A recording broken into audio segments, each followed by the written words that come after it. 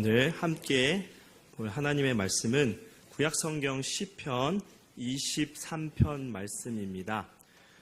구약 818면에 있는 시편 23편 1절부터 6절까지의 말씀입니다. 구약성경 시편 23편 1절부터 6절 말씀, 우리 한 절씩 교독하겠습니다. 여호와는 나의 목자시니 내게 부족함이 없으리로다. 그가 나를 푸른 풀밭에 누이시며 쉴만한 물가로 인도하시는도다. 내 영혼을 소생시키시고 자기 이름을 위하여 의의 길로 인도하시는도다. 내가 사망의 음침한 골짜기로 다닐지라도 해를 두려워하지 않으리니 주께서 나와 함께하시리라. 주의 지팡이와 막대기가 나를 안위하시리라. 주께서 내 원수의 목전에서 내게 상을 차려주시고 기름을 내 머리에 부으셨으니 내 잔이 넘치나이다. 내 평생의 선하심과 인자하심이 반드시 나를 따르리니 내가 여호와의 집에 영원히 살리로다. 아멘. 오늘 함께 읽은 본문 말씀은 너무나도 유명한 다윗의 시입니다. 우리에게 시편 23편은 시편 전체에서 가장 익숙한 시입니다. 이 시의 가사를 붙인 찬양곡도 참으로 많죠. 영국의 유명한 설교자이자 주석가였던 매튜 헤니는 이 시편 23편을 궁핍한 자를 풍성한 자로 만드는 시라고 그 시편을 높게 말했습니다. 또 종교개혁자 루터는 슬퍼하는 자를 기쁨의 잔이 넘치도록 하게 하는 시편이라고 말했습니다. 저는 이 시편을 읽을 때마다 한 그림을 항상 떠올리는데요. 너무나 푸르른 풀밭이 있는 산 중턱에 다윗은 넓고 평평한 바위 위에 앉아서 또 그 위에 앉아있고 그 주변에는 하얀 양떼들이 평화롭게 풀을 뜯어먹고 있습니다. 또 하늘은 너무도 맑고 또 아름답게 쫙 펼쳐져 있어요. 다윗은 따스한 바람에 그 금발머리를 찰랑거리면서 그 오똑한 콧날하고 반짝거리는 그 잘생긴 눈, 잘생긴 얼굴로 하늘을 바라보며 아름다운 목소리로 여호와는 나의 목자시니 하며 하나님을 찬양하고 있는 모습이 상상이 됩니다. 저는 다윗이 아무 고통 없이 평안함 가운데 이 시로 하나님께 영광을 돌렸을 것이라고 생각했습니다. 내게 부족함이 없으리로다.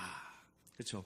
그런데 이 시편을 자세하게 연구해 보면 다윗은 이상적인 세계, 영화에서나 나올 법한 그런 환경이 아님을 알 수 있습니다. 다윗은 사망의 음침한 골짜기들이 가득한 곳에서 다니고 있었으며 또 원수들이 그의 목숨을 노리고 다윗의 주변을 서성였다는 것을 우리는 발견할 수 있습니다. 다윗은 안전하고 평안한 환경이 결코 아니었습니다. 평탄한 길에서의 삶이 아니라 생사를 위해 촌각을 다투는 그런 환경이었습니다. 다윗은 완전한 환경 속에서 쭉 살아온 것이 아니었습니다. 그는 성한 구석이 없는 엉망진창의 모습이며 또 영적으로도 극한 상황에 처해 있었습니다. 수많은 난관을 헤치고 물리친 다윗은 이제 지금 새로 처한 험악한 상황에서 시편 23편에 고백을 하는 것입니다. 다윗은 사망의 음침한 골짜기를 다니지만 그 최악의 상황에서도 하나님께서 함께 하심을 확신하였습니다. 다윗이 가진 이런 확신에 찬 믿음을 우리는 바라보아야 하는 것입니다.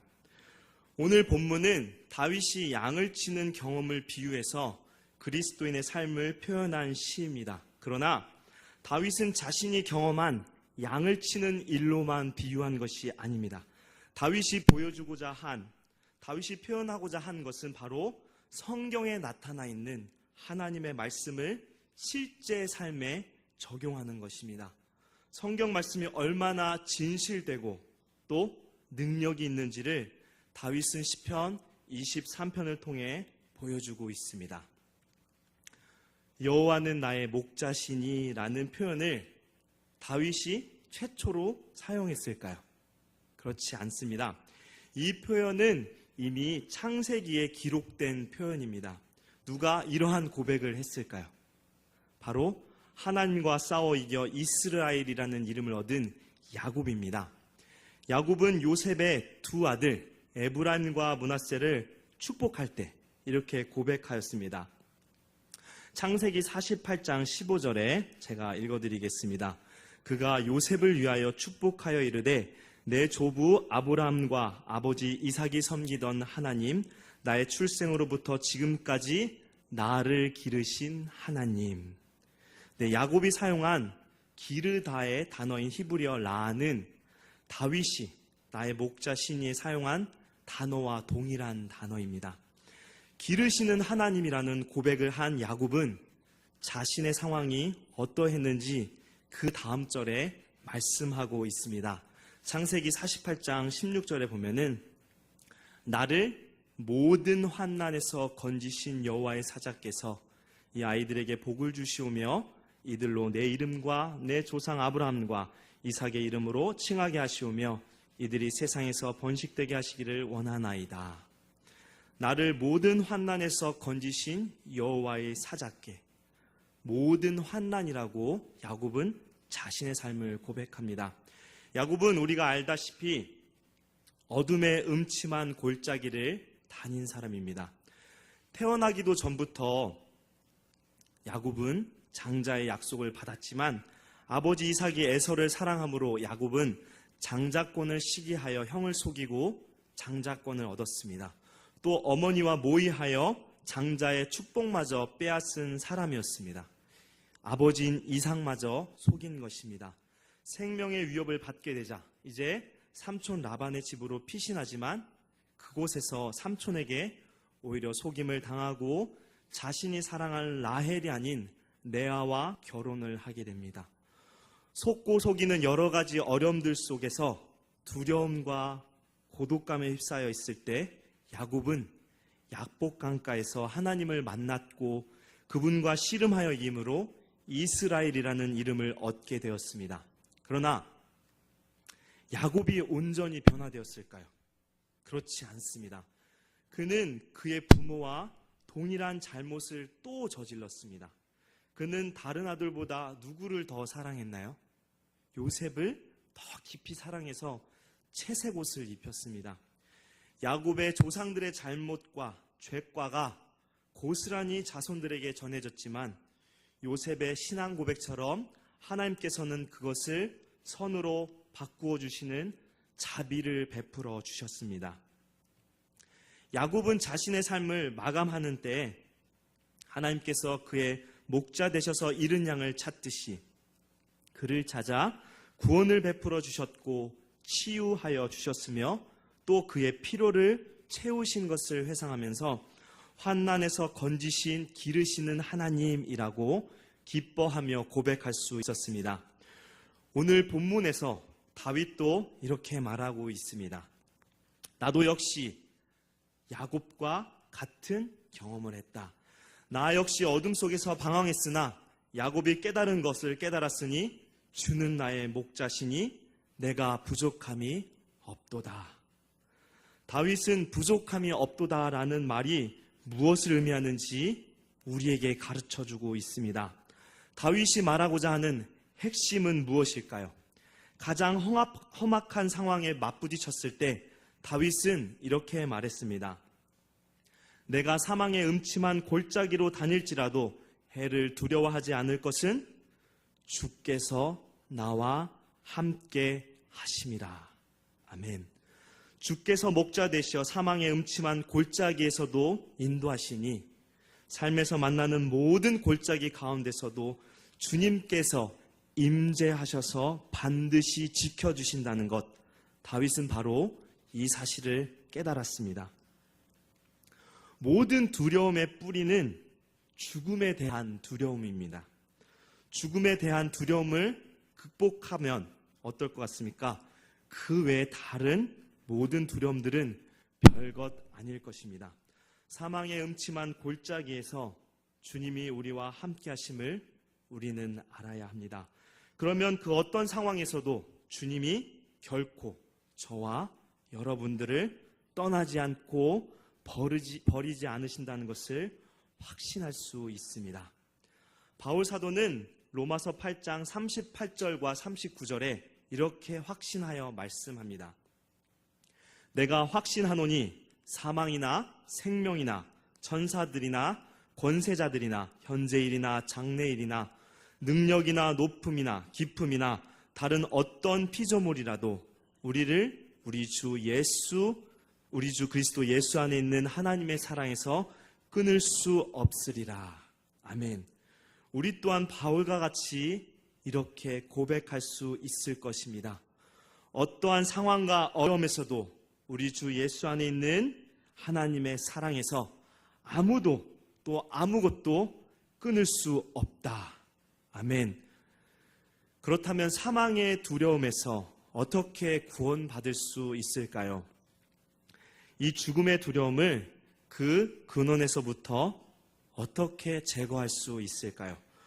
오늘 읽은 본문에 따르면 그 대답은 우리가 목자 되신 주님의 임재와 권능이 사망에 대한 두려움 속에서 우리를 구원해 내심을 알고 믿는 것, 그것의 근거를 제대로 아는 데 있다라고 말씀하고 있습니다. 4절 하반절 말씀을 보면은 주께서 나와 함께 하심이라 주의 지팡이와 막대기가 나를 안위하시나이다. 목자는 손에 지팡이를 쥐고 양들을 다루는데요. 이것으로 양들에게 갈 길을 바르게 지시해주고 또 훈련합니다. 또 막대기를 허리에 차고 다니면서 양들이 공격당할 때 어떻게 해요? 그들을 보호합니다. 양들은 이 두 가지를 보고서 손에 지팡이와 허리에 찬 막대기를 보고서 목자가 그들을 지키며 인도한다고 위로하고 안심하게 됩니다. 다윗은 주님께서 목자 되어 그를 보호하고 구원하시는 것을 그분의 임재를 통해서 자주 경험하였습니다. 그러나 다윗이 하나님에 대해 이렇게 알았다 해도 예수 그리스도께서 오신 이후 주님이 우리에게 목자 되심을 말씀하여 보이신 그 내용에 비교한다면 오히려 희미한 것입니다. 주님은 우리에게 이렇게 직접 말씀하셨습니다. 요한복음 10장 11절에 보면 나는 선한 목자라. 선한 목자는 양들을 위하여 목숨을 버리거니와. 또 히브리서 기자도 목자 되신 주님을 이렇게 말씀합니다. 히브리서 13장 20절에서 21절 말씀에 양들의 큰 목자이신 우리 주 예수를 영원한 언약의 피로 죽은 자 가운데서 이끌어내신 평강의 하나님이 모든 선한 일에 너희를 온전하게 하사 자기 뜻을 행하게 하시고 그 앞에 즐거운 것을 예수 그리스도로 말미암아 우리 가운데서 이루시기를 원하노라. 영광이 그에게 세세 무궁토록 있을지어다. 아멘. 또 요한계시록 7장 17절에도 목자 되신 주님을 말씀합니다. 이는 보좌 가운데 계신 어린 양이 그들의 목자가 되사 생명수 샘으로 인도하시고 하나님께서 그들의 눈에서 모든 눈물을 씻어 주실 것입니다. 아멘. 신약시대 성도들은 그리스도께서 자신들의 죄를 대신하여 자기들의 위치에서 대신 죽음을 죽으셨기에 그리스도를 그들의 목자로 알고 이를 기뻐했습니다. 그들의 목자가 희생의 어린 양이 되셨고 또 하나님께서는 그 제물을 받으셨습니다. 그분은 우리의 죄와 갈등 속에 평화를 심어 놓으셨고 더욱이 그리스도 되신 그분은 부활하시고 죽음을 정복하셨습니다. 그 안에 부활과 생명이 있고 그분은 이것을 자신의 양들로 하여금 생명을 얻게 하려고 양들에게 나누어 주십니다. 바로 우리들에게 말입니다. 주님은 우리로 하여금 생명을 얻게 하려고 우리에게 귀한 생명을 주셨습니다. 다윗은 단지 전체적인 형태를 그림자 보듯이 희미하게 보았지만 우리는 다릅니다. 아주 명확하게 그것을 보고 있습니다. 목자에 대한 우리의 확신은 다윗이 갖고 있는 확신보다 훨씬 더 큰 것입니다. 우리의 가장 큰 적인 죽음도 파괴되어 더 이상 우리를 괴롭힐 수 없습니다. 사망의 권세가 그리스도 예수의 부활 승리로 말미암아 힘을 잃었습니다. 사망은 이전처럼 우리를 잠시 매이게 할 수는 있습니다. 그러나 주님을 영원히 잡아둘 수 없었듯이 우리를 계속 그 소나기에 잡아매고 있을 수는 없습니다. 우리는 여전히 최후의 원수인 사망과 직면해 있습니다. 그러나 두려움에 떨고 있을 때 우리는 이 사실을 기억해야 합니다. 그리스도께서는 죽음을 정복하셨습니다. 따라서 죽음이 다가와 우리를 건드릴 수는 있지만 우리를 사로잡을 수는 없습니다. 비록 우리가 사망에 가득한 골짜기를 지날지라도 주님께서 우리와 함께 계시니 우리는 해를 두려워하지 않을 것입니다. 오늘 함께 읽은 본문 말씀 4절에 기록된 양들이 안전하다고 위로와 평안을 느끼게 하는 목자의 지팡이와 그렇다면 막대기는 과연 무엇일까요? 우리의 목자 되신 그리스도의 지팡이와 막대기는 바로 주님의 십자가와 말씀입니다. 예수 그리스도의 죽음은 목자의 막대기입니다. 주님의 죽음은 우리의 평화를 해치는 적인 죽음과 두려움을 물리칩니다. 또 주님의 말씀은 지팡이가 되며 그것으로 우리를 붙드시고 우리가 바른 길로 가도록 인도하며 위험에서 건져주십니다. 주님은 사망과 싸움을 하셨고 사망을 무찌르셨습니다. 그리고 주님은 우리를 영원한 생명으로 이끄셨습니다.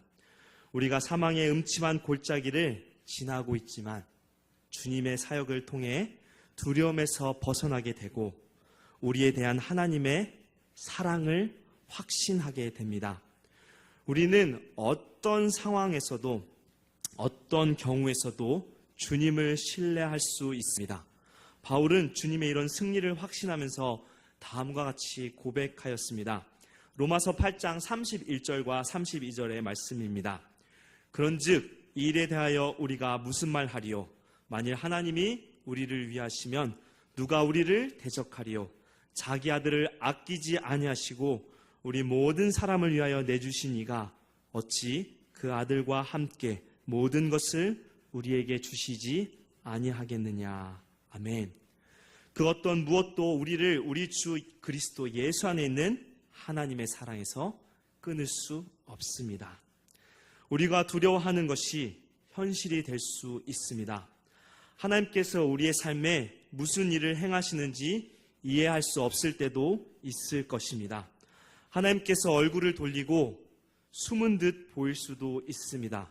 그러나 우리에 대한 사랑을 아들을 통하여 명확하게 보여주셨는데 과연 하나님을 신뢰할 수 없을까요? 우리가 죄 가운데 낙담했을 때 하나님은 우리에게 그리스도를 보내셨고 우리를 대신해 죽게 하셨습니다. 하나님께서 이러한 일을 행하셨다면 우리를 위해 무슨 일이든지 행하시지 않을까요?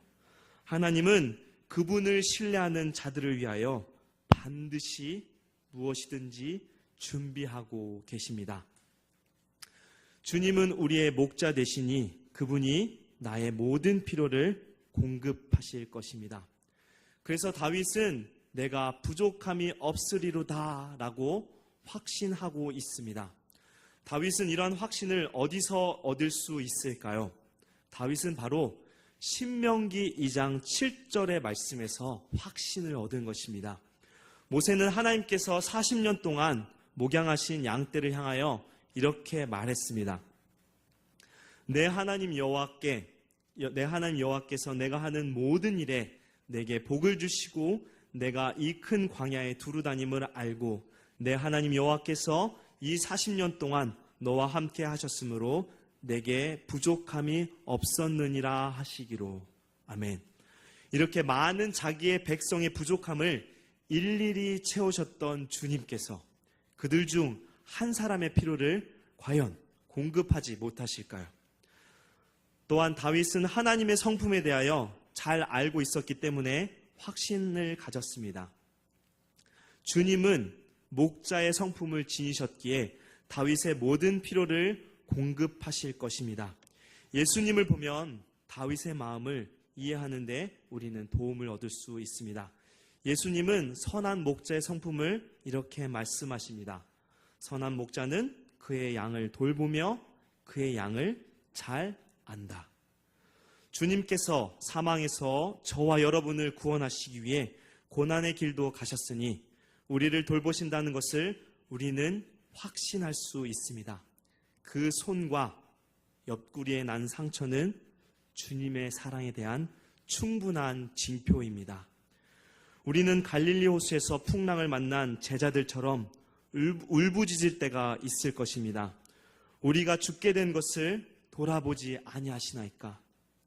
그러나 주님께서 우리를 돌보고 계신다는 것을 우리가 안다면 우리는 분명 평안을 얻게 되고 안위를 얻을 것입니다. 주님께서 우리를 아시는 것과 돌보시는 것은 서로 연관되어 있습니다. 주님은 저와 여러분을 아십니다. 주님은 우리가 우리 자신을 아는 것보다 더 잘 알고 계십니다. 주님은 우리의 과거 그리고 우리의 미래를 알고 계십니다. 또 주님은 우리의 비밀, 우리의 야망, 두려움 그 모두를 잘 알고 계십니다. 그런데 주님께서 우리를 이렇게 모든 것을 다 아시기만 하고 돌보시지 않는다면 그것은 얼마나 두려운 일일까요? 그러나 주님은 우리에 대하여 완벽하게 이해하심과 동시에 우리에 대한 완벽한 사랑이 결합되어 있기 때문에 우리는 주님께서 우리를 어떤 처지로 데려가실지라도 우리의 필요를 공급해 주실 것을 우리는 확신할 수 있습니다. 주님께서 우리의 필요를 채우신다는 것을 주님의 못 박힌 손이 증거하고 있기 때문입니다. 이렇게 우리를 돌보시고 우리를 공급해 주시는 우리의 목자 되신 주님은 우리의 뜻대로 길을 가도록 내버려 두지 않으십니다. 소생시키심은 우리를 새로운 방향으로 나아가게 합니다. 소생은 무엇일까요? 죄에서 돌이키는 것이며 죄에 대한 용서입니다. 목자의 인도를 따라가는 것, 그 길은 바로 소생의 길입니다.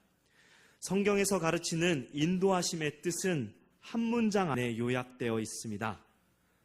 자기의 이름을 위하여 의의 길로 인도하시는도다. 그리스도께서 우리에게 제시하는 방향은 항상 의의 길입니다. 또 그 길은 그분의 이름을 위한 길입니다. 자신의 야망을 위한 길이 아닌 하나님의 영광을 위한 길입니다. 죄는 모든 것을 실족하게 합니다. 우리의 삶을 붕괴시켜 버립니다. 그렇기에 우리에게는 반드시 소생이 필요합니다. 우리를 푸른 초장으로 이끄시고 원기를 회복시키십니다. 은혜를 복돋워 주시고 또 직속시켜 주십니다. 주님은 우리를 변화시키기 위해 소생시켜 주십니다. 하나님은 우리가 우리 자신에게 몰두하는 것을 허락하지 않으십니다. 우리가 자기 자신이 아닌 그분을 위해 살기를 원하십니다. 그가 모든 사람을 대신하여 죽으심은 살아있는 자들로 하여금 다시는 그들 자신을 위하여 살지 않고 오직 그들을 대신하여 죽었다가 다시 살아나신 이를 위하여 살게 하려 함이라. 아멘. 바울의 고백처럼 우리는 우리 자신이 아닌 주님을 위해 살아야만 합니다. 본문 5절에 주께서 내 원수의 목전에서 내게 상을 차려주시고 라고 말씀하는데요. 주님께서는 양들을 데리고 늑대의 공격을 받을 수 있는 지역에서 그의 양떼와 함께 즐기는 것입니다. 이것은 우리의 상식으로는 맞지 않습니다. 있을 수가 없는 것이죠. 그러나 주님은 평범한 목자가 아니십니다. 우리가 생각하는 것 이상의 분이십니다. 양들은 분명 놀랄 것이에요. 기쁘게 목자를 따라왔고 신뢰했는데 늑대들이 가득한 왜 이런 위험이 가득한 곳으로, 곤경과 두려움이 넘치는 곳으로 데려왔을까요? 양들은 분명 질문할 것입니다. 선생님이여, 우리의 죽게 된 것을 돌아보지 아니하시나이까? 갈릴리 바다에서 위험에 놓여 있는 제자들의 상황과 같습니다. 예수님의 제자들은 묵묵히 주님을 따랐고 드디어 호수 위에까지 오게 되었습니다. 그러나 폭풍을 만나 배가 뒤집히게 된 것입니다. 분명히 순종한다고 해서 삶의 어려움이 없어지는 것은 아닙니다. 그와 같은 상황에서 주님은 어떻게 하셨나요? 먼저 폭풍에게 잠잠하라, 고요하라고 꾸짖으시고 제자들에게 믿음이 없음을 꾸짖으셨습니다. 제자들에게 이와 같은 일을 겪게 하신 이유는 어떤 상황에서도 주님은 돌보시고 구원하여 주시는 분이라는 사실을 온전히 믿게 하도록 하기 위함입니다. 주님이 함께 하시기에 구원해 주실 것을 믿게 하심입니다. 어려움이 가득한 절망의 상황에서도 주님은 우리와 함께 하십니다. 주님은 권능의 손으로 우리들을 지켜주시며 조절하고 계십니다. 주님은 우리와 함께 하십니다. 주님은 분명 신뢰할 만한 분이시며 그의 손길은 전능하시며 우리를 권능의 손으로 붙잡아 주실 것입니다. 가장 깊은 어둠의 골짜기에서도 그리스도께서는 우리와 동행하시고 임재하십니다. 이것이 바로 주님의 도우심과 은혜로우신 소생의 손길, 그리고 보호하심의 표징입니다. 또한 앞으로 항상 나와 함께 하실 것이라는 징표가 됩니다. 다윗은 이렇게 결론을 내립니다. 그분은 내가 사망의 음침한 골짜기를 다닐지라도 나와 함께 하셨다. 그러므로 내가 여호와의 집에 영원히 살리로다. 아멘. 주님은 결코 우리를 떠나지 않고 결코 버리지 않으리라고 말씀하셨습니다. 결코라는 말은 지금도 떠나지 않으며 앞으로도 영원히 떠나지 않는다는 뜻입니다. 다윗은 이 말이 그의 삶의 모든 단계, 모든 상황에서 주께서 그와 함께 하신다는 것을 깨달았습니다. 주님의 선하심과 인자심이 우리 또한 평생 우리를 따를 것입니다. 우리가 여호와의 집에 거하는 것은 이미 경험하기 시작한 이 순간을 넘어서 영원히 이어지는 것입니다. 여호와의 집은 우리의 영원한 처소입니다. 주님은 세상이 줄 수 없고 세상이 무너뜨릴 수 없는 평안을 우리에게 주십니다. 주님 안에는 참된 안전이 보장되어 있기 때문입니다. 주님은 선하시고 우리와 함께 하십니다. 음침한 골짜기로 다닐지라도 해를 두려워하지 않을 것은 바로 주께서 저와 여러분과 함께 하심입니다. 주께서 함께 하시는 것, 우리는 이것으로 충분합니다. 아멘. 광고 드리겠습니다.